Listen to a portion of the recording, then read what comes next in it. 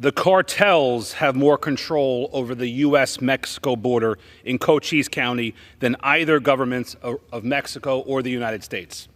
That's what law enforcement officers from the Tucson sector, America's southern border, told me on my 4th trip to the southern border recently.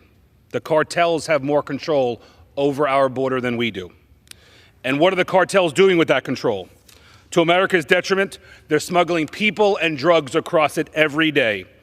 And I suppose we could blame the cartels. They are vicious and ruthless, but we should look closer to home for the blame.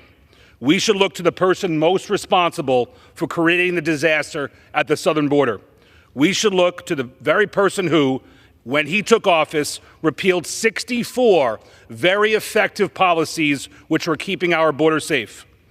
Canceling border wall construction, instituting a mass parole system, taking border agents away from the border to place them in migrant processing centers to process more and more migrants into the interior of the country. So who's responsible for the disaster at the southern border? It's not climate change or migratory patterns. Rather, it's illegal immigration's best friends, President Biden and Secretary Mayorkas.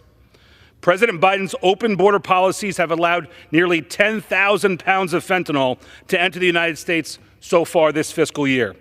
This scourge has led to over 200,000 fentanyl deaths in the United States since President Biden started repealing those very effective border policies.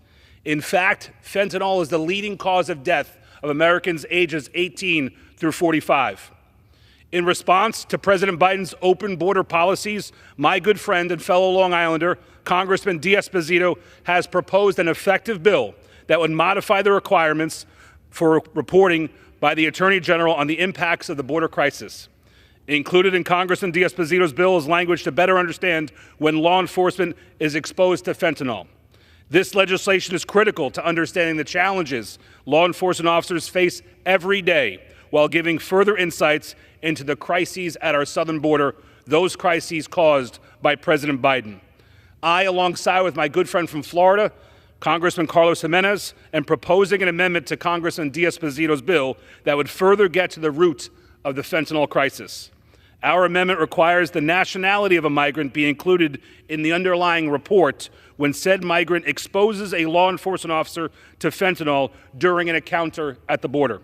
It is imperative that we as a nation collect more information on who and where these drugs are coming from so we can put an end to the fentanyl scourge. We know from the DEA that most of the fentanyl consumed in the United States is produced in Mexico using precursors that come from China. And also China is producing it on their own and sending it across the southern border as well. Fentanyl is not only deadly in minuscule doses, but is also frequently unknowingly contained in other substances, which multiplies the risk and the range of its impact. 75,000 Americans died in 2022 due to the scourge of fentanyl. Mr. Chairman, enough is enough. I would urge all of my colleagues to support this common sense amendment that would help better identify where the fentanyl is coming from. And I reserve the balance of my time.